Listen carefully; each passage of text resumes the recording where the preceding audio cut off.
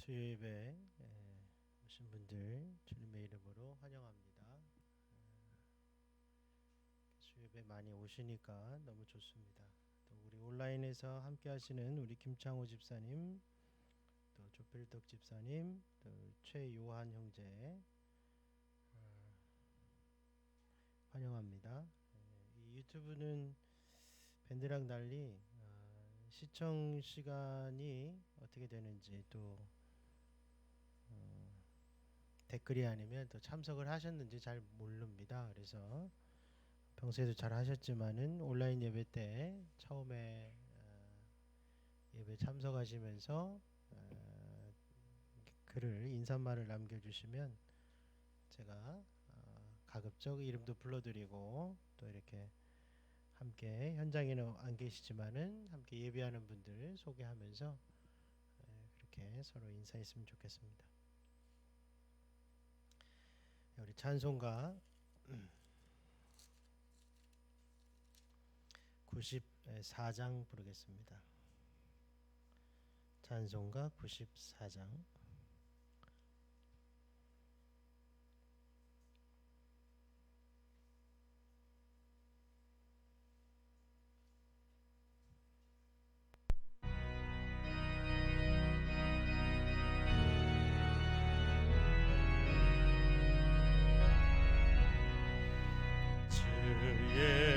예수보다 더 귀한 것은 없네. 이 세상 불기와 바꿀 수 없네. 영죽은 내 대신 돌아가신 그 놀라운 사랑 잊지 못해. 세상 즐거움 다 버리고 세상 자랑도 버렸네. 주 예수보다 더 귀한 것은 없네. 예수밖에는 없네.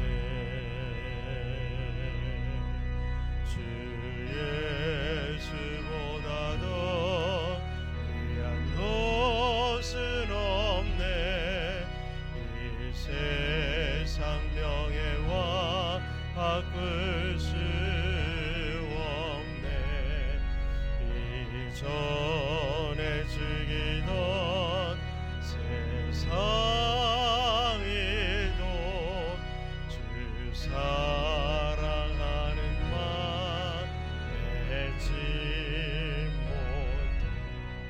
세상 즐거움 다 버리고 세상 자랑도 버렸네. 주 예수보다 더 귀한 것은 없네. 예수밖에는 없네. 주 예수보다 더 귀한 것은 없네. 이 세상 행복과 바꿀 수 없네. 유혹과 핍박이 몰려와도 주 섬기는 내 맘 변치 않아. 세상 즐거움 다 버리고 세상 자랑도 버렸네. 주 예수보다 더 귀한 것은 없네. 예수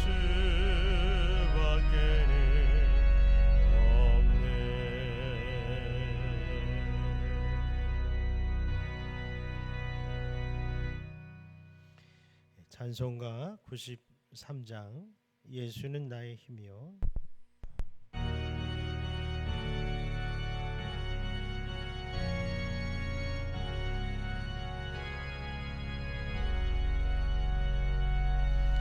예수는 나의 힘이요 내 생명 되시네 구주 예수 떠나 살면 죄중에 빠지리 눈물이 앞을 가리고 내 맘에 위로하고 힘주실 주 예수 예수는 나의 힘이요 내 친구 되시니 은혜를 간구하며 풍성히 햇빛과 비를 주시니 주수할 곳이 많도다 위로운 열매 주시는 이 주 예수 예수는 나의 힘이요 내 기쁨 되시니 음영역을 순행하여 그 증성하겠네 주야로 복하시며 바른 길 가게 하시니 의지하고 따라갈 예수 예수는 나의 힘이요 내 소망 되시니 이 세상을 떠나갈 때 고영 4절입니다. 한없는 복을 주시고 한없는 복을 주시고 영원한 기쁨 주시니 나의 생명 나의 기쁨 주 예수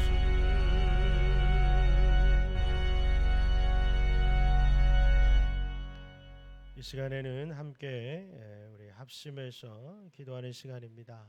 우리 6가지 기도 제목으로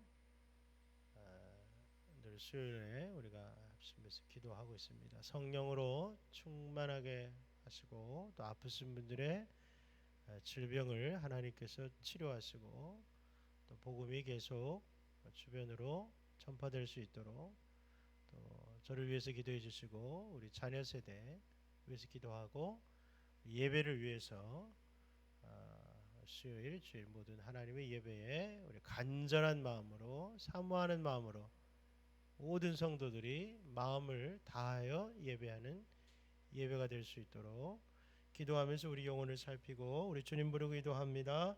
주여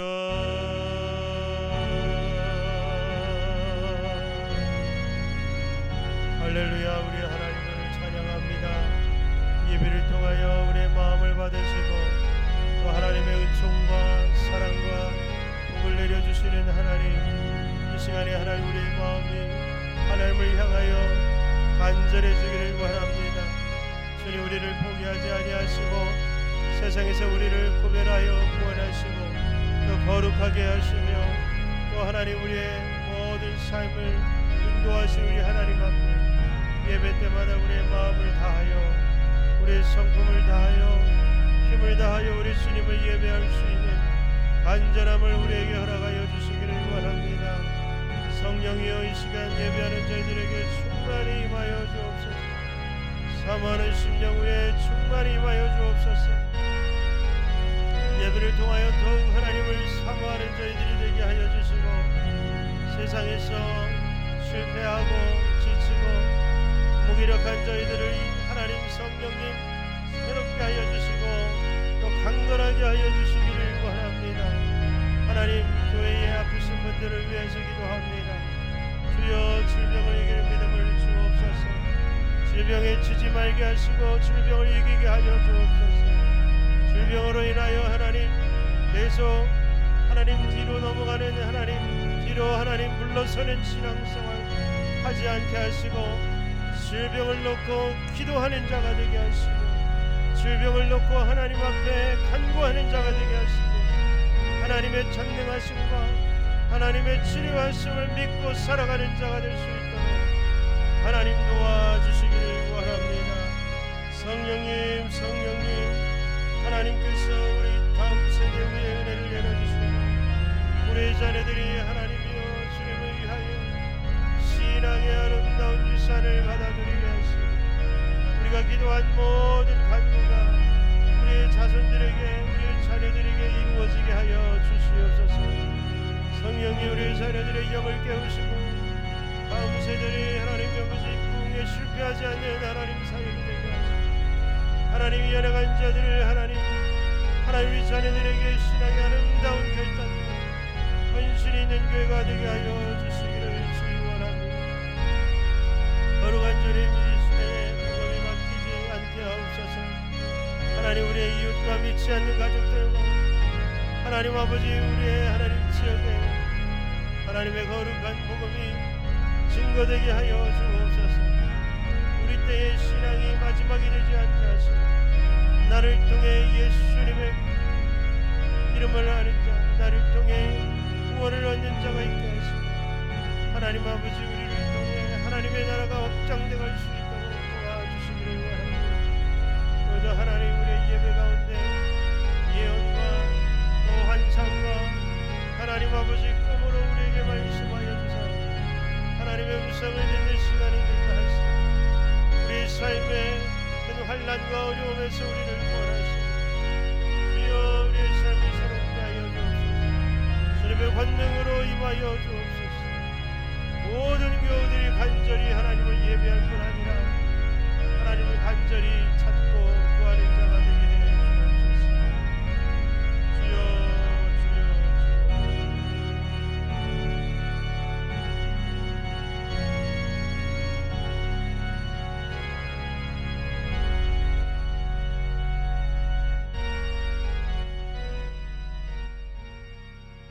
거룩하신 하나님, 오늘 예배 가운데 주님께서 임재하사 주님의 영광을 나타내 주시고 저들의 마음속에 하나님 은혜를 베풀어 주옵소서. 주님께서 교회의 모든 예배마다 간절한 마음으로 예배를 드리게 하시고 또 하나님 그 마음으로 모든 교우들이 기도 생활에 힘쓰도록 은혜 내려 주옵소서. 우리 마음속에 믿음의 등불이 꺼지지 않도록 지켜주시며 강건하게 하사 마지막 때 하나님 좌로나 우로나 치우치지 아니하고 주님의 전을 가까이 하는 성도가 되게 해 주옵소서. 예수 그리스도의 이름으로 기도하옵나이다. 아멘. 사도신경으로 신앙 고백을 드리겠습니다. 나는 전능하신 아버지 하나님 천지의 창조주를 믿습니다. 나는 그의 유일하신 아들 우리 주 예수 그리스도를 믿습니다. 그는 성령으로 잉태되어 동정녀 마리아에게서 나시고 본디오 빌라도에게 고난을 받아 십자가에 못 박혀 죽으시고 장사된 지 사흘 만에 죽은 자 가운데서 다시 살아나셨으며 하늘에 오르시어 전능하신 아버지 하나님 우편에 앉아 계시다가 거기로부터 살아있는 자와 죽은 자를 심판하러 오십니다. 나는 성령을 믿으며 거룩한 공교회와 성도의 교제와 죄를 용서받는 것과 몸의 부활과 영생을 믿습니다. 아멘.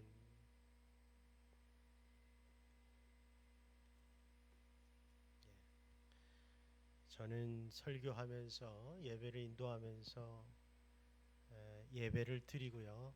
우리 또 방송실은 방송 장비를 만지면서 하나님을 예배하시길 바랍니다. 그래서 우리 모두가 예배자로 광고 드리겠습니다. 주일 오후 예배 이번 주부터 드리려고 했는데 기도 감동을 받고 준비를 했습니다마는 보니까 주일날 예배를 인도해야 할 제가 주일날 좀 너무 일이 많아요. 그래서 아직은 좀 우리 성도님들께서 교회 사역을 많이 하고 계시지만 우리가 예배에 제가 인도하기 위해서는 조금 더 여건이 준비가 돼야 되겠다 하는 그런 생각을 하게 됐습니다. 무리하게 하지 말고 우리 오후 예배를 드릴 수 있는 조금 몇 가지 환경들이 조금 더 준비가 된 후에 그렇게 해야 되겠습니다. 베이스 기타반 통기타를 배우고 있는 것 같습니다. 그래서 주일 오후 4시 이번 주 4시에 수업이 있습니다. 수업을 혹시 관심 있거나 문의하실 분은 저한테 하지 마시고 우리 정주현 집사님께 문의하시면 좋겠습니다. 최기동 집사님의 장남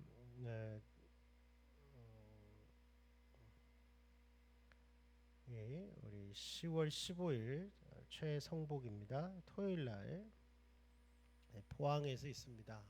거리가 좀 되는데 우리 성도님들 교회가 그렇게 크지를 않아서 우리가 결혼식이나 이런 기쁜 일이나 슬픈 일에 우리 성도님들이 좀 힘이 드시더라도 참석을 해주셔야 일단은 제가 마음이 좀 편안합니다.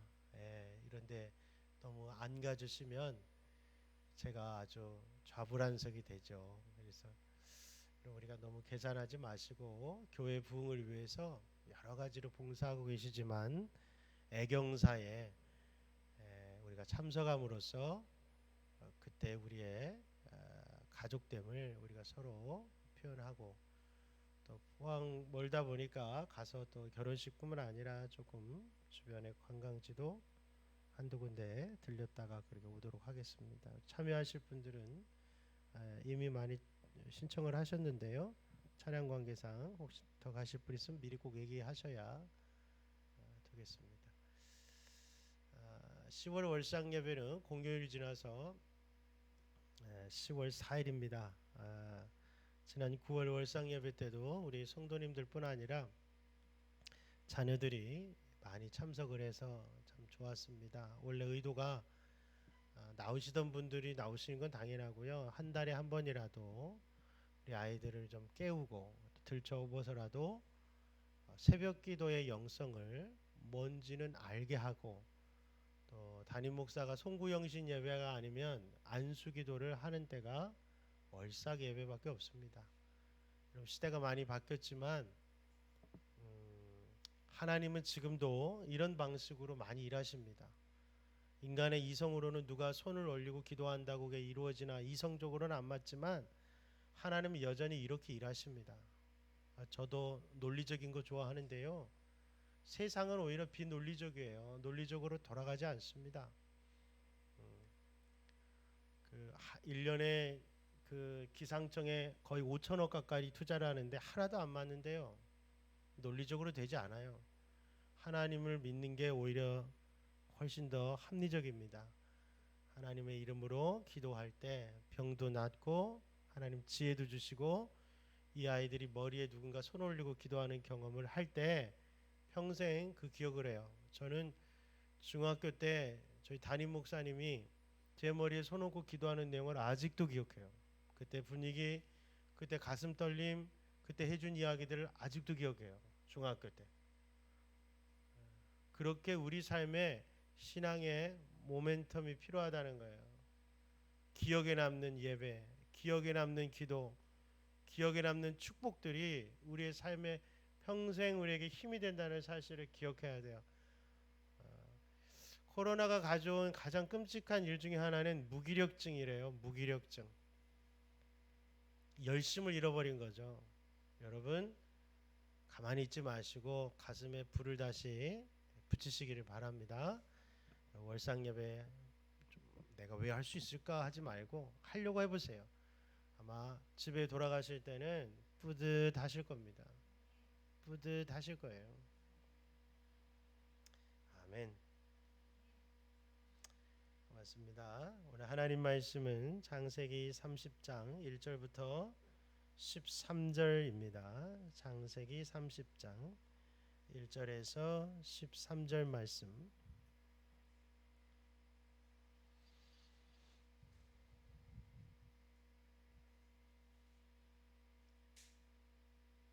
카메라 한 번만 돌려줘 보실래요? 네, 카메라. 네, 잠깐만요. 딱 우리 양기석 집사님 가족밖에 안 나오는군요. 아무리 땡겨봐도. 잠깐만요.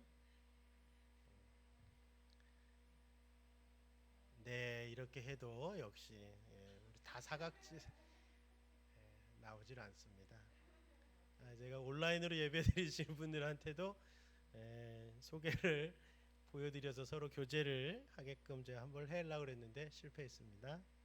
안 되네요. 우리의 카메라로. 카메라를 보니까 이 리모컨에 보니까 4개까지 달 수 있게 돼 있어요.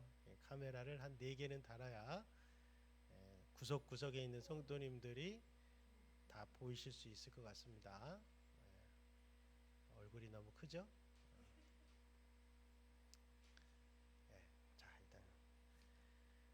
자, 그러면 말씀을 같이 읽도록 하겠습니다.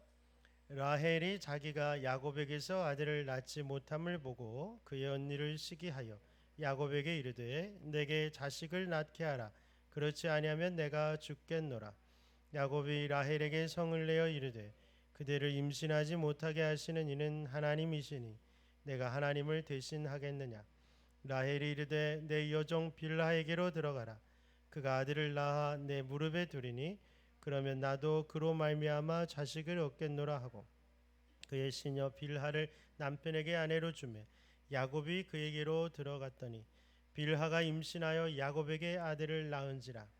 라헬이 이르되 하나님이 내 억울함을 푸시려고 내 호소를 들으사 내게 아들을 주셨다 하고 이로 말미암아 그의 이름을 단이라 하였으며 라헬의 시녀 빌하가 다시 임신하여 둘째 아들을 야곱에게 낳음에 라헬이 이르되 내가 언니와 크게 경쟁하여 이겼다 하고 그의 이름을 납달리라 하였더라.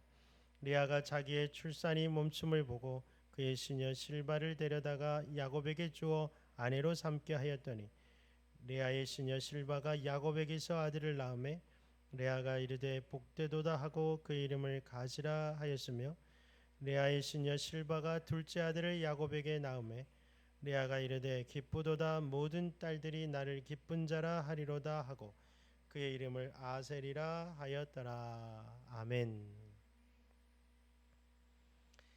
우리는 창세기에 지금 야곱의 가정을 들여다보고 있습니다. 그러니까 아브라함 때부터 하면은 이제 3대째가 되겠죠. 아브라함, 이삭, 야곱.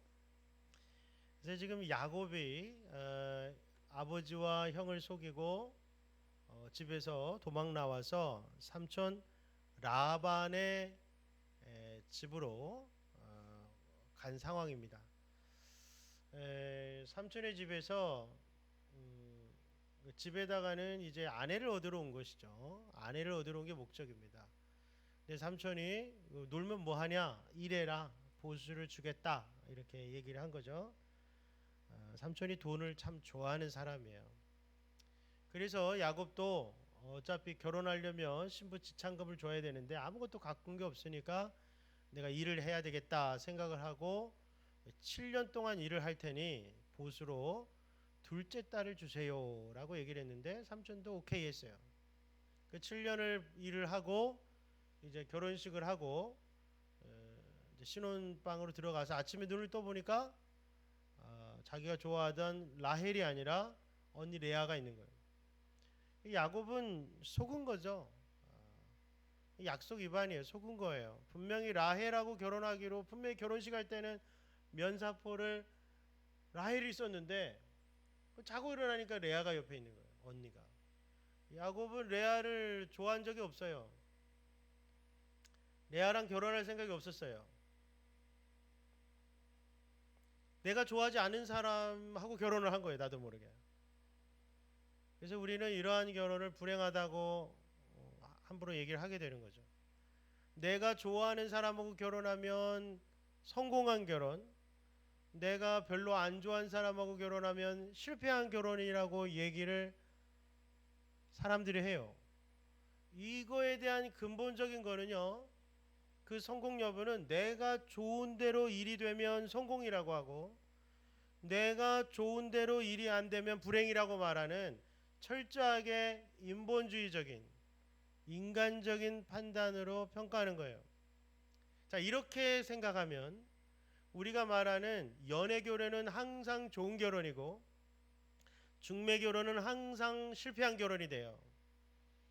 근데 여러분 아시겠지만 이스라엘은 지금도 중매 결혼을 선호합니다. 중매 결혼이 뭐냐면 부모님들이 가문 대 가문을 보고, 여러분 어릴 적부터 지켜보고, 참 저 가문은 참 괜찮다, 저 집안 참 괜찮다, 아버지 어머니가 참 괜찮다, 애도 괜찮다, 이렇게 어른의 눈으로 지켜보다가 결혼을 시키는 걸 말해요. 참 이중적이죠. 우리 젊은 분들이 결혼할 때 외모도 보고 자기 끌리는 것도 있어야 되고 돈도 보고 집안도 봐요. 근데 어떤 경우에는 자기 좋다고 다른 것들 안 보고 그냥 확 그래서 좋아가지고 결혼을 하기도 해요. 여러분, 내가 좋은 사람하고 결혼하는 게 진리처럼 여겨지지만, 그럼 내가 좋아서 결혼한 대부분은 다 결혼 생활이 행복해지는가? 내가 그렇게까지 막 열광하면서 좋아하지 않은 사람하고 결혼하면 결혼이 실패하는가? 우리 근본적으로 한번 생각해 볼 필요가 있다는 거예요. 자, 여러분, 야곱은 레아랑 결혼할 생각이 없었어요. 레아는 처녀 때부터 인기가 없었어요. 그의 가장 큰 문제는 시력이 안 좋다는 거예요. 시력이 안 좋은데 그 당시 무슨 안경이 있겠습니까? 노인들처럼 이렇게 시력이 안 좋으니까 인상을 쓰겠죠. 자세히 보려면. 그러니까 얼굴이 찡그려 있었을 거예요. 뭐 몸에 대한 얘기는 없지만 몸이 아름다웠다라 이런 거 없어요. 그러니까 보통의 남자들이 볼 때는 레아는 신부감으로서는 별로였던 거예요. 반대로 라헬은요, 얼굴이 예뻐요. 그리고 몸매가 또 끝내줘요.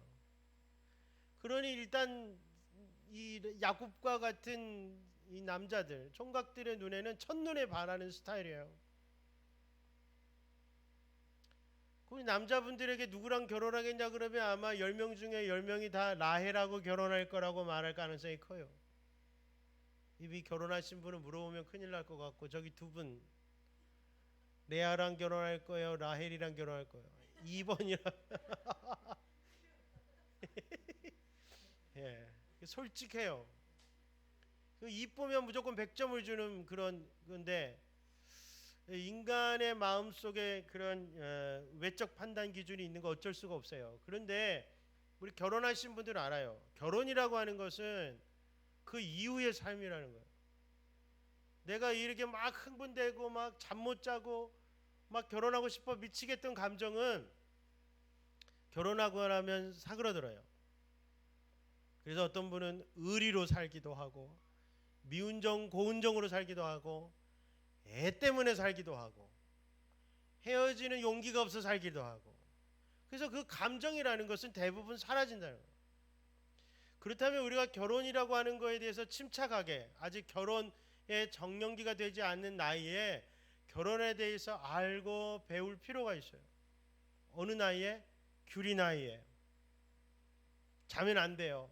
하율이도 지금 자면 안 돼요. 지금 잘 배워야 돼요. 지금이 중요해요. 얼굴을 보여줘요. 자면 안 돼요.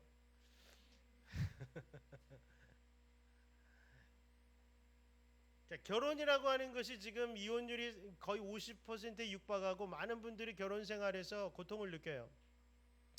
근데 제가 새벽에도 말씀드렸지만 이 남자로서 여자분들에게 일단 조언을 해드리자면, 자, 일단 남자 먼저 해야 되겠네요. 여자부터 하면 또 삐질 테니까. 남자분들이요, 신앙 좋은 여자를 찾으셔야 해요. 그건 오늘 여러 번 말씀을 드리겠지만, 내가 끌리는 여자가 하나님 주신 여자다, 내 가슴에 불을 붙이는 여자가 하나님 주신 여자라는 것은 절대로 같은 게 아니에요. 막 내가 오늘 빨리 예배 끝나고 막 게임을 하고 싶어, 이게 하나님 주신 마음이냐? 내 마음에서 막 열정이 올라오는 게 하나님 주신 거냐? 그렇지 않잖아요. 여러분, 내 육체가 원하는 것이 하나님 주신 거라고 하는 사람은 전부 다 여러분 타락한 사람들이 하는 얘기예요. 내 육체에 원하는 거 그럼 하나님이 다 싫어하는 거예요? 그렇지도 않아요.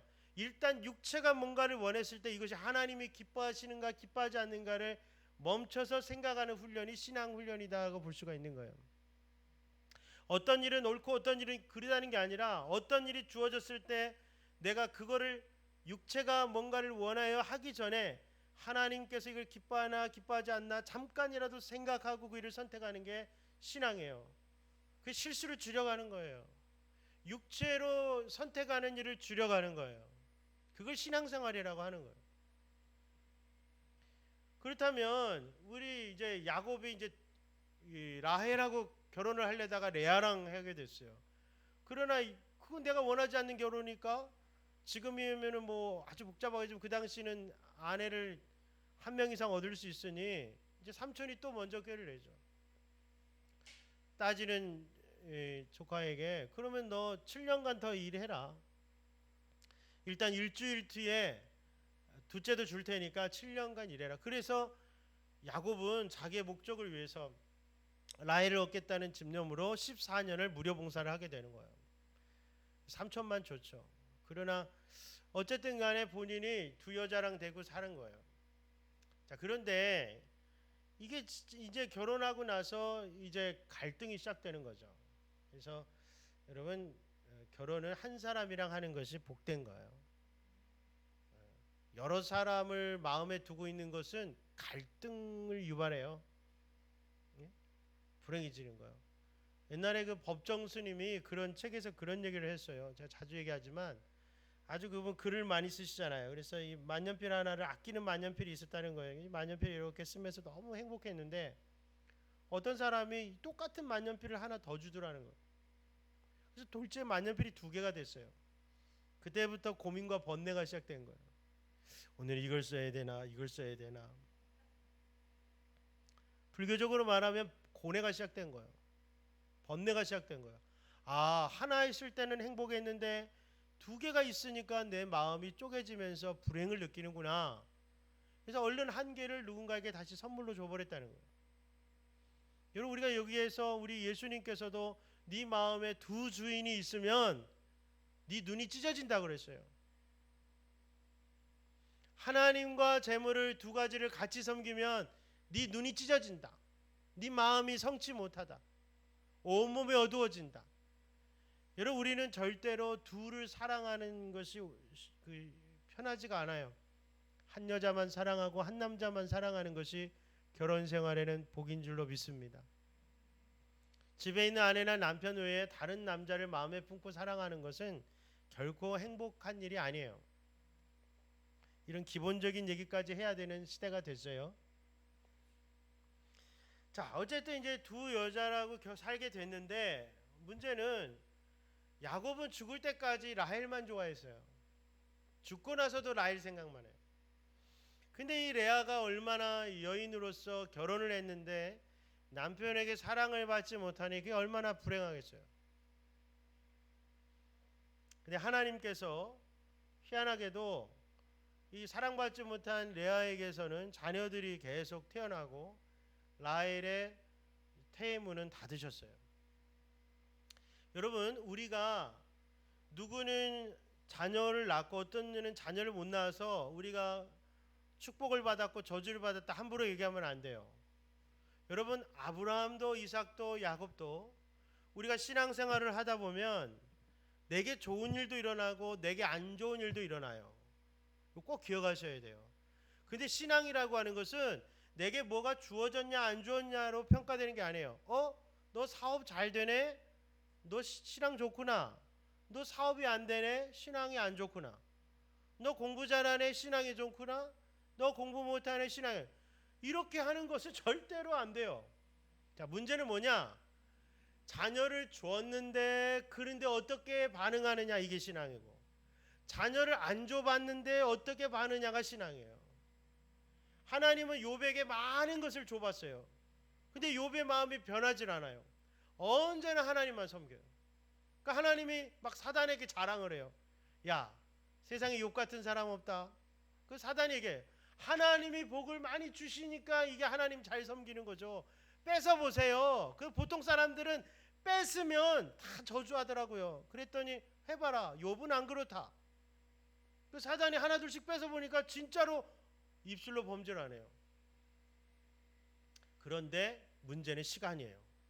금방 뺏었다가 금방 도로 줬어야 되는데 꽤 오랜 시간 돌려주질 않은 거예요. 그 욥이 친구들하고 얘기하다 보니까 마음속에 의심이 찾아오고, 분명히 세상적인 복을 받는 사람은 하나님의 의인인데, 내가 듣기로 나는 분명히 의롭게 산다고 했는데 지금 엄청난 재난을 만났어요. 그럼 말이 안 맞잖아요. 다시 말씀드려요, 여러분. 내가 신앙생활을 잘했나 못했나, 내가 믿음이 좋냐 안 좋냐를 내게 주어진 환경으로만 평가하는 습관을 버리셔야 돼요. 절대 신앙이 잘하지 않아요. 하나님은 살아계시고 하나님은 저와 여러분을 사랑하세요. 그래서 줄 때도 어떻게 하는지 보고 뺏을 때도 어떻게 하는지 보는 것이 하나님의 궁극적인 의도예요. 근데 어린아이처럼 줄 때는 할렐레, 뺏을 때는 막 분노하고 저주하고 신앙생활 포기하고 그냥 신앙이 없다 하는 걸 드러낼 뿐이에요. 진짜는 주어진 것으로 말하지 않아요. 변하지 않는 믿음으로 말하는 거예요. 주신 이도 하나님이시요 가져간 이시도 하나님이시니 하나님은 찬송을 받으실지로다. 욥이 말한 고백이잖아요. 그걸 하나님 원하시는 거예요. 그것을 반드시 통과하셔야 돼요. 만약에 우리 자녀가 어떤 달 100절 맞고 어떤 날 50절 맞았는데 부모님이 동일하게 축복을 해요. 100점 맞을 때도 하나님이 너희 앞길을 인도해 주시길 바란다. 50점 맞을 때도 하나님이 너희 앞길을 인도해 주시기 원한다. 이 자녀는 부모가 내 성적으로 나를 평가하지 않는다는 굳은 믿음을 갖게 돼요. 세상에 나가서도 사람들이 칭찬하거나 사람들이 비난해도 흔들리지 않아요. 나는 어떤 결과물이 있더라도 항상 사랑받는 자녀야. 근데 만약에 그런 식으로 가르쳐봐요. 너 가난한 거 죄야. 그럼 만약에 부모한테 누가 그래봐요. 목사님이 당신은 가난하니 믿음이 없어요. 그럼 상처받지 않겠어요? 근데 우리가 우리의 자녀한테 똑같이 얘기한다면, 공부를 잘하면 축복받은 것이고 공부를 못하면 저주받은 것이라고 말한다면, 그걸 뭐라고 그래요? 부전자전. 가게에 흐르는 저주가 자녀에게 흘러가는 거라고 말하는 거예요. 지혜비 닮아서 지엄마 닮아서 이런 말이 나오는 거예요. 여러분, 우리가 하나님에 대한 신앙의 수준을 반드시 높이셔야 돼요. 교회가 커지면 하나님의 축복이고 교회가 조만하면 저주받은 교회라는 생각을 만약에 누군가 한다면 우리 모두 저주받은 존재예요. 아니, 예수님 보고 교회 다니고 저주받은 존재라고 불려주면 좋겠어요? 어떤 사람이 날 때부터 눈이 안 보여요. 몸이 아파요. 장애가 있어요. 사람들이 다 저주받았다고 그래요. 저주받은 줄 아는 거예요. 물어봐요. 예수님, 이 사람은 왜 날 때부터 이렇습니까? 예수 말해요. 하나님의 영광을 드러내기 위함이다. 바디메오 보세요. 거지예요. 아버지 자기 이름도 없어요. 디메오의 아들이란 말이에요. 할 수 있는 거, 나 좀 도와주세요 하는 것밖에 없어요. 얼마나 불행해요. 그럼에도 불구하고 그는 예수님의 이름을 불렀어요. 다윗의 자식 예수여 나를 불쌍히 여기소서. 사람들이 만류하는데도 더욱 큰 소리로 불렀어요. 복을 받은 자인 줄 믿습니다. 환경의 문제가 아니라 하나님은 믿음을 보시고 축복하세요. 근데 우리는 환경에 눌려가지고 하나님께 나아가지 않으려고 한다는 거예요. 자, 다시 돌아와서 우리 첫 번째 결혼할 때 내 육신이 끌리는 사람이 하나님이 주신 사람이라고 생각하는 거 굉장한 오류예요. 신앙에는 철저히 기도하면서 감정이 크게 유동하지 않더라도 마음에 주신 확신을 따라 결혼할 수 있기를 축복합니다. 환경 보지 말고. 자, 두 번째는 자, 이제 결혼을 했는데 자식을 낳아요. 자, 먼저 레아가 4명을 낳습니다. 그 아들의 이름이 첫째가 루벤, 시므온, 레위, 유다 이렇게 4명을 먼저 낳아요.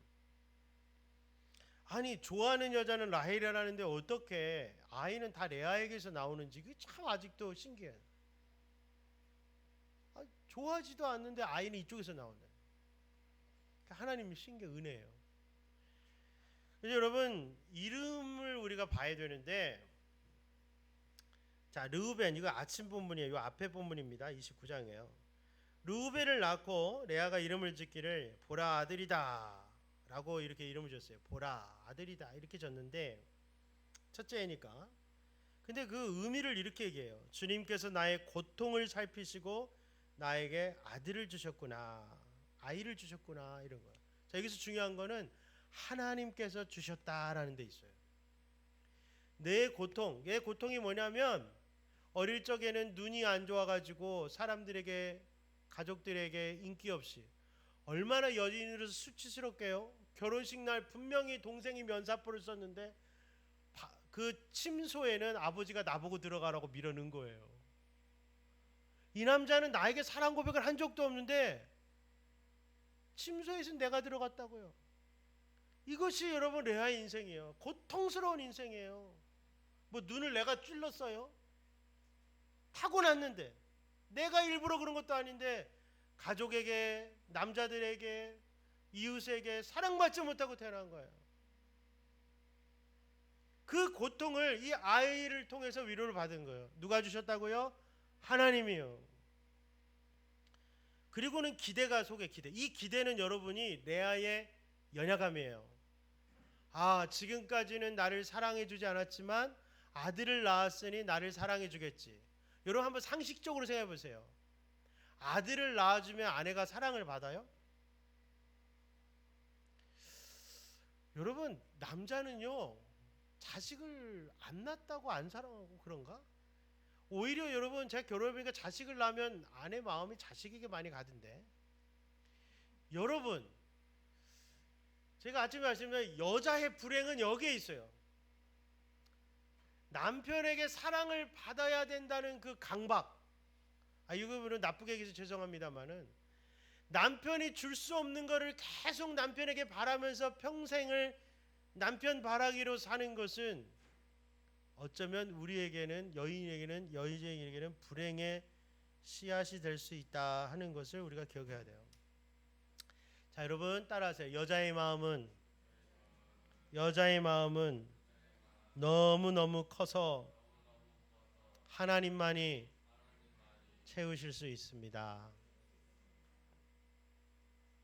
누가 여자의 마음을 채운다고요? 하나님이에요.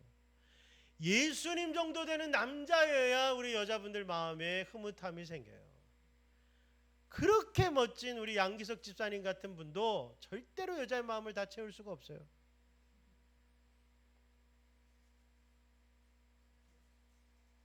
제가 말 실수했나요? 절대로 여자의 마음을 채울 수가 없어요. 그거는 남자도 마찬가지예요. 왜 성적으로 자꾸 범죄해요? 자기 여자에게 안 채워지니까 그런 거 아니겠어요? 절대로 우리의 마음은 남편이나 아내로 다 채워질 수 없어요. 이것을 우리가 받아들여야 돼요. 이건 성도도 마찬가지예요. 그래서 우리 여자분들 늘 어디 가면 남편에게 뭐를 못 받았다고 자꾸 광고를 하는데, 여러분의 마음을 남편으로 채우려는 것을 멈추셔야 돼요. 그러면 남편에게서 통해서 주시는 것으로 만족하게 돼요. 남편이 자신감을 얻게 돼요. 여유와 안정감을 느끼면서 편안하게 사랑을 주고받는 관계로 가는 가능성이 높아지는 거예요. 자꾸만 뭔가 주세요 주세요 하게 되면 관계가 갈등에 빠져요. 하나님으로 채우시면 남편도 포기한 게 아니라 남편도 원래 주신 목적대로 잘 사용하게 될 거예요. 그러나 이 하나님이 주심에도 불구하고 이 레아의 마음은 남편이 이제는 나를 사랑해 주겠지 했어요. 자, 두 번째 시몬을 낳는데 이거는 이런 뜻이에요. 주님께서 나를 들으셨다. 주님이 나의 소리를 들으셨다. 여기서 중요한 건 주님이에요. 그런데 남편의 사랑을 받지 못했으니 이제 하나님이 내 소리를 듣고 들어주시겠지. 이렇게 된 거예요. 그래서 남편에 대한 세 번째 레위예요. 레위. 연합이란 뜻인데 내가 아들을 셋이나 낳았으니 이제는 남편도 별 수 없이 나에게 단단히 매이겠지. 이 기대 때문에 계속 슬픈 거예요. 이 아내의 이 허전함이 큰아들에게 전가가 돼요. 아, 우리 엄마는 남편 때문에 늘 외롭고 힘들구나. 어떻게 하면 엄마를 기쁘게 해주지? 그리고 이 아들이 가서 성적 흥분제를 광야에 가서 막 찾아요. 합한채라고 그래요. 내일 아침에 보면 어떻게 하면 우리 엄마가 남편에게 사랑받지? 그래서 자녀가 이렇게 불안정해지는 거예요. 그러니까 여러분, 우리 아내들이 하나님이 주시는 은혜로 마음이 꽉 차면 남편도 그냥 제 모습 그대로 할 일을 할 뿐 아니라 바가지를 안 긋죠.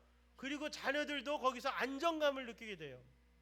엄마는 그냥 하나님으로 만족해 있구나, 행복해 있구나. 그러면서 가족들이 눈치를 안 보고 편안해지는 거예요. 그러므로 여자이건 성도이건 은혜로 충만하면 온 가족이 행복해지는 거예요. 이 불만족이 문제예요. 불만족, 재정적인 불만족, 이 성적 불만족, 정서적인 불만족, 이 불만족들이 채워지지 않은 것 때문에 여러분 갈등을 유발하는 거예요. 다른 걸로 채우려고 하지 마세요.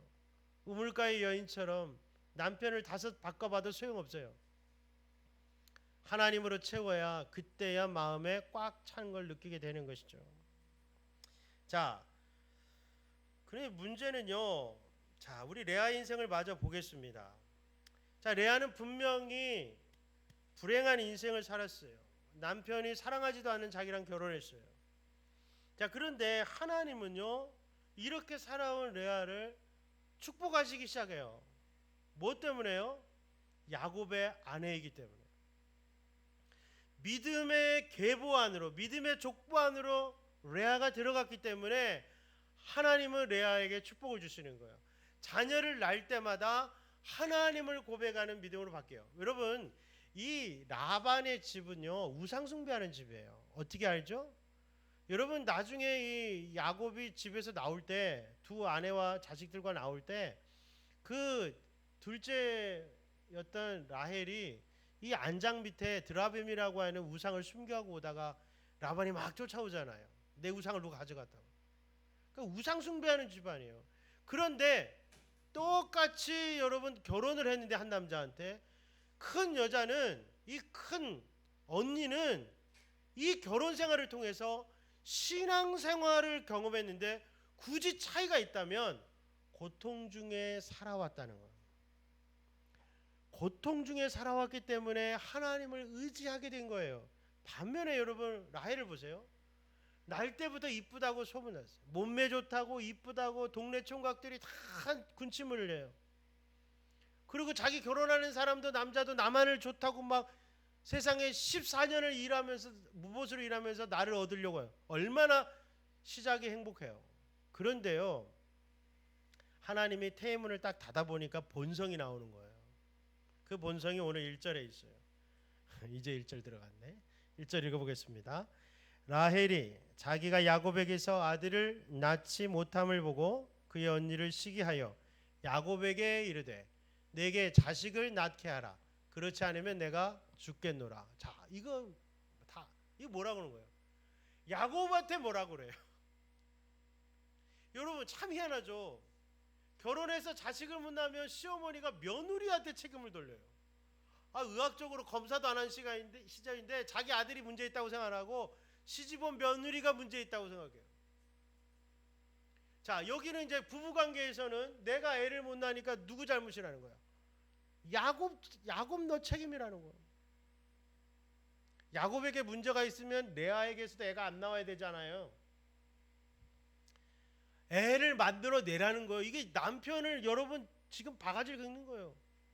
야곱이 할 수 없는 일을 요구하는 거예요. 이 제가 얘기했잖아요. 하나님으로 만족이 안 된 사람은 반드시 남편을 들들 볶게 돼 있어요. 내가 죽겠노라.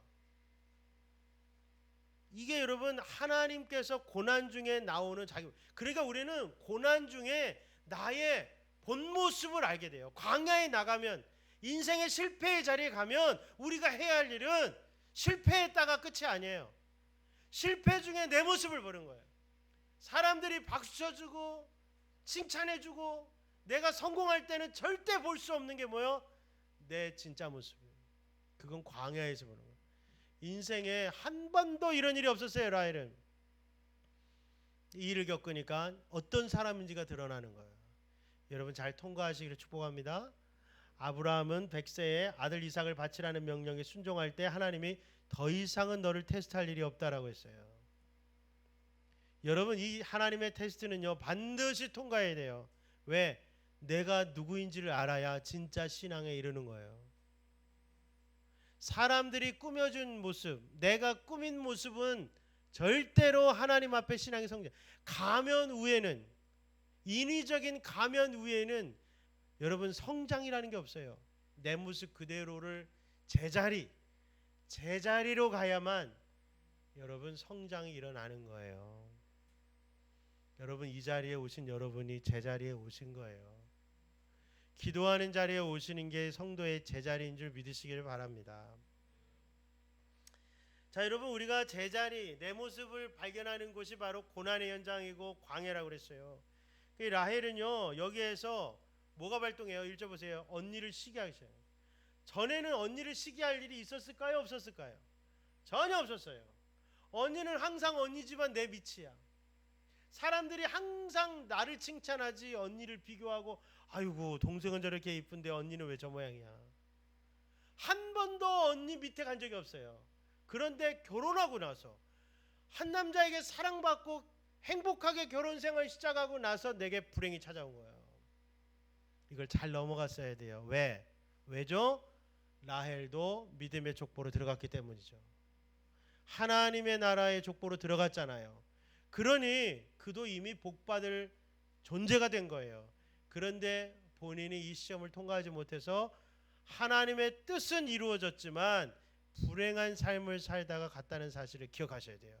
여러분 제가 매일 얘기합니다. 하나님의 뜻은 반드시 이루어져요. 그런데 우리가 어떻게 거기에 반응하냐에 따라서 우리가 축복을 누리며 사냐 아니면은 하나님 믿으면서도 고난 중에 고통 중에 사느냐가 여러분 우리에게 정해지는 거예요. 하나님은 우리에게 저주나 고통을 주실 계획이 아니세요. 우리의 잘못된 태도를 안 바꾸니까 하나님 믿으면서도 복을 못 받는 거예요. 자, 그러면 물어보겠습니다. 라헬은 원래 아이를 못 낳는 몸일까요? 아니죠. 어떻게 알죠? 나중에 애를 낳았잖아요.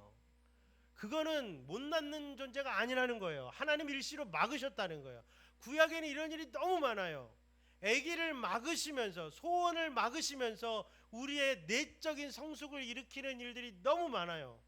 근데 여기에서 내가 원하는 대로 안 이루어지면 주님을 떠나느냐, 내가 원하는 일이 이루어지지 않아도 하나님 믿으며 기다리느냐가 결국 신앙의 수준을 결정하는 거예요. 라헬은 하나님 일식으로 막은 거예요.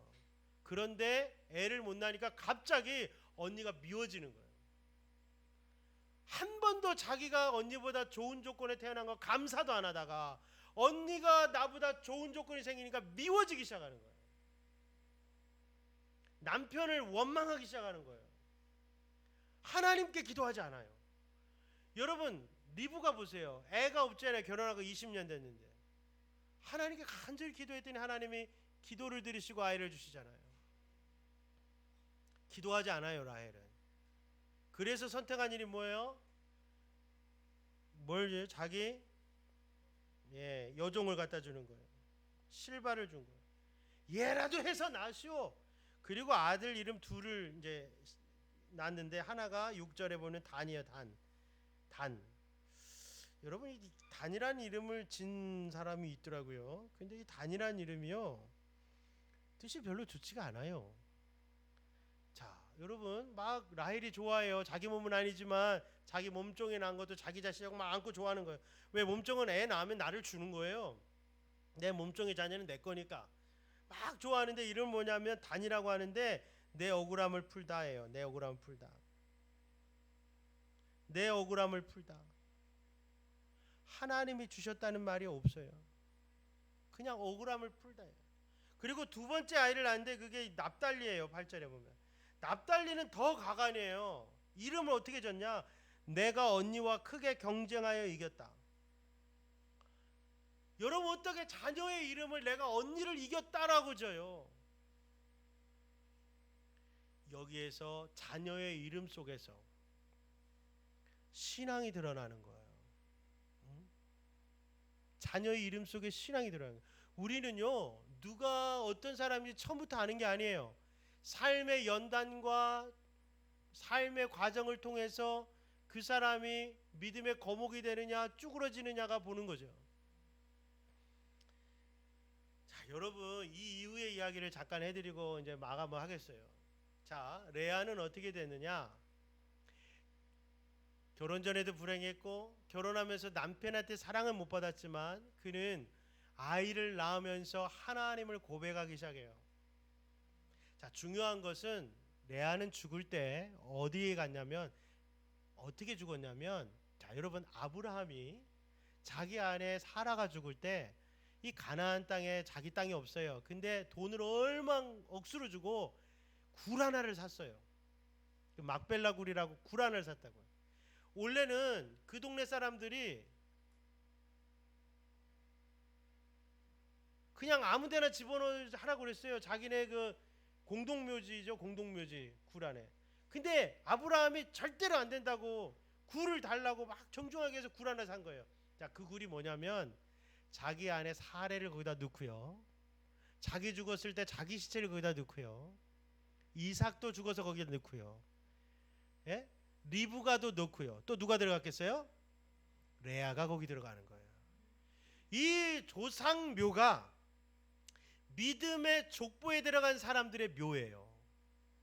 결국은 레아는 이렇게 믿음의 반열, 하나님의 아브라함의 족보에 들어간 그런 복을 누렸어요. 비록 남편은 쪼잔한 남자, 아주 이기적인 남자를 만나서 사랑은 못 받았지만 그의 삶은 불행하지 않았어요. 왜? 자식을 6명 낳고 딸을 남자의 6에 여자의 하나를 낳았는데 그 중에 아들 둘이 엄청난 아이가 됐어요. 레위 셋째 아들 제사장 집안이 돼요. 넷째 유다 왕가의 조상이 돼요. 다윗의 조상. 내 자녀의 2명이 이스라엘의 엄청난 족보가 되는 거예요. 여러분 이것을 소원하세요. 내가 하나님 나라에 쓰임 받는 여러분 명예의 전당에 들어가세요. 마지막에 좋은 인생이 되세요. 자, 라헬 보세요. 그도 분명히 하나님의 족보에 들어간 며느리인데 여러분 처음에는 아이가 없어갖고 막 이렇게 신경질 부리고 남편 원망하고 애 이름을 엉망으로 짓고 이렇게 하다가 마침내 나중에 애를 둘 낳았어요. 그 아이도 하나님의 위대한 족보 요셉이 나왔어요. 그런데 이 라헬은 마지막 베냐민을 노년에 낳다가 길에서 낳다가 죽어요. 그래서 베냐민의 원래 이름이 베놈이에요. 고통이란 뜻이에요. 이 아이를 낳고 너무 고통스럽게 하다 죽어요. 길에서 죽어서 길에 묻힌다는 거예요. 자, 여러분 처음에 질문했죠. 내가 확 끌리는 여자랑 사는 것이 무조건 행복한 길이냐? 조건이 좋은 여자랑 결혼하는 것이 행복한 길이냐?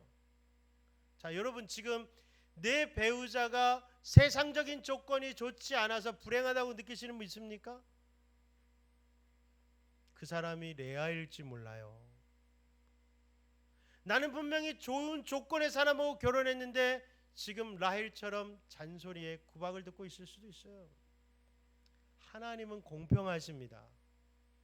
인생의 고난 속에서 얼마나 하나님을 찾고 부르짖냐에 따라서 인생은 바뀌는 거예요. 세상 사람들이 여러분을 향해서 불행한 여자, 남편 복 없는 여자라고 혹시 불렀습니까? 하나님 안에서 여러분은 하나님의 축복의 자녀로 완전히 하나님께서 인생을 바꾸시는 거예요. 여러분, 우리가 세상에서 라헬이 되려고 애쓰는 거 아세요? 몸매 관리, 얼굴 관리, 스펙 관리. 정말 이 시대에 여러분, 교회에서만이라도 정말 기도의 용사가 아름다워 보이는 그런 가치관이 우리에게 있기를 축복합니다. 영어 수학 잘하고 좋은 대학 나온 싸가지 없는 여자 말고 싹과 가지가 없는 신앙이 정말 예쁜 그런 분들이 여러분 하나님의 축복을 받기를 원해요. 공부 잘한다고 잘못했다는 게 아니에요, 여러분. 세상 가치만 쫓아가는 아름답지 못하는 그런 신앙의 미덕이 없는 그런 라헬 만들기 하지 마시고 레아 같은 역전의 인생이 되도록 자녀들을 좀 키워주시기를 부탁드려요. 여러분, 죄를 대물림하지 마세요. 야곱은 편애하는 집안에서 자랐어요. 엄마는 둘째를, 형은, 아빠는 첫째만을 편애하는 집안에서 자랐는데 야곱이 또 자기 가정을 이루고는 둘째 부인만 편애했고 12명의 자녀 중에 11번째만 편애해서 이 자기 아내가 둘 다 하나님 은혜로 축복받으며 행복할 수 있었는데 평생을 괴롭게 살게 하고 또 나머지 10아들이 한 아들 때문에 평생을 괴로워하며 살도록 만들었어요. 편애를 대물림하는 가정, 인간적인 사랑으로 가정을 엉망진창으로 만드는 하나님의 사랑으로 모두가 하나님 주신 자녀야. 여러분, 레아가 나중에 낳은 자녀들은 여러분 2명도 이름이 너무너무 나중에 예뻐요. 12절에 보면 이 실바를 통해서 낳은 자녀 아셀, 이게 행복이라는 뜻이에요. 행복. 아까 제가 잘못했네요. 비라는 단하고 납달리죠. 갓이요. 갓. 11절에 잘했구나. 갓은 복되다요. 애를 낳을 때마다 복되다, 행복하다, 막 이렇게 막 하나님 주셔서 너무 복되다, 복 있는 자다, 막 이러면서 여러분 인생이 바뀌어가는 거예요. 신앙 때문에 인생이 바뀌어가고 복 받으셔야 돼요. 세상 기준으로 복 받으려고 하지 말고 하나님이 내 아들에게 안수하셔서 내 딸에게 안수하셔서 내 자녀가 복을 받는 것을 여러분 신앙이라고 믿으셔야 돼요. 역전하게 하는 하나님. 사닥다리를 1계단부터 밟아 올라가면요, 올라가는 듯 하나 사닥다리는요 누가 잡아주지 않으면 올라가다가 어느 순간에 흔들린다는 거예요. 위로부터 내게 쏟아지는 그런 사닥다리를 붙잡고 사셔야 돼요. 얘기하고 마치겠습니다. 오늘 책을 읽는데 기도에 관한 책이 오늘 도착해서 은혜롭게 읽고 있는데요. 이거 한 가지만 제가 나누고 싶어요. 조영규 목사님이 얼마나 돌아가신 조영규 목사님이 병자를 위해서 기도를 많이 하고 많은 분들이 병이 났어요. 근데 이분이 그 젊었을 때 폐결핵에 걸려가지고 폐 고치려고 약을 많이 먹어서 장이 배려버렸대요. 장. 그래서 이분이 부산 사람인가 그래서 해산물을 엄청 좋아했었는데 이 굴 같은 것도 못 먹는 거예요. 먹으면 바로 화장실 가는 거예요. 장이 다. 그래서 한 40년을 그렇게 살았대요. 몰랐네 저도. 폐결핵 걸린 걸 알았지만은 장이 그렇게 약을 과다하게 먹어가지고. 그래서 어느 날 하나님이 기도하는데 어떤 분이 너는 왜 그 배 아픈 거 위해서 기도를 안 하냐고 그래서 하나님 저 40년 동안 기도했는데요. 하나님이 안 고쳐 주시더라고요. 그래서 제가 성경 보니까 바울도 육체의 가시를 안 고쳐 주신 이유가 예? 하나님이 교만하지 말라고 그러게 해서 저도 이거 장염이 하나님 주신 그 교만하지 말라고 주신 거라고 믿고 살았는데요. 야, 걔는 삼층천에 갔다 왔잖아. 너 갔다 왔니? 아니요. 야, 너는 삼층천 안 갔다 왔는데 무슨 육체의 가시야. 그래. 하나님이 그렇게 기도하는데 말씀하시다는 거야. 아니, 제가 사심적 기도해. 너 이슬비 기도만 했잖아. 이슬비 기도가 뭔지 아세요? 생각나면 그냥 하나님 아시죠. 이렇게만 기도했다는 거예요. 한 번도 다른 사람들 기도하듯 남사람들만 믿음으로 고친데 너의 병을 위해서 기도 안 하냐 그러시라는 거 하나님이 조용기 목사님한테. 그래갖고 즉시로 하나님 그때부터 계속 하나님 장인할 줄로 믿습니다 하고 며칠을 기도했대요. 하나님이 40년 동안 공란병을 고쳐주셨다는 거예요. 여러분, 우리가 기도를 했다라는 착각에 빠져있지 말고 20분이라 좋으니까 10분이라 좋으니까 진짜 혼신의 힘을 다해서 집중해서 하나님 앞에 기도한 적이 있는지 한번 생각해 보시라고.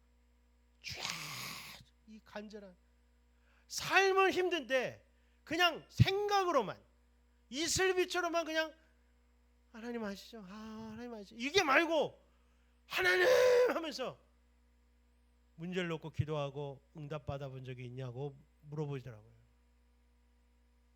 솔직하게. 하나님이 어떤 얘기를 하실 때는 중복해서 말씀하십니다. 저는 오늘 아침에 얘기하고 오늘 온 책에서 똑같은 얘기. 아침에 돋보기 기도 얘기했죠. 파주에 있는 정석우 목사님 돋보기 기도 20분간 그 기도. 저녁에 온 책에 똑같은 내용이 있는 거예요. 여러분에게 나누는 거예요. 하나님 메시지인 줄 알고. 20분이라도 혼신의 힘을 다해서 기도해 본 적이 있냐고요. 그렇게 해놓고는 기도했다고 착각만 하고 살지 말자는 거예요. 자녀를 위해서, 가정의 문제를 위해서, 질병을 위해서 한 번이라도 작정하고 진짜 열심히 한번 기도해 보세요. 반드시 이루어질 겁니다. 간증해야 교회도 살아요. 여러분 성도의 가정에 간증이 나와야 교회도 살고 저도 살아요. 집 문제 해결해 주셔서 제가 목사로서 가오가 쓰잖아요. 여러분 성도의 가정의 문제를 해결해 주셔야 교회도 살고 하나님도 면목이 살 거 아니에요. 왜 하나님 무능한 하나님으로 만드세요? 기도해요. 문제 놓고 내일부터 기도하세요. 간절하게 집중적으로 기도하고 결과를 가지고 다시 얘기하자고요. 기도하겠습니다. 하나님 아버지,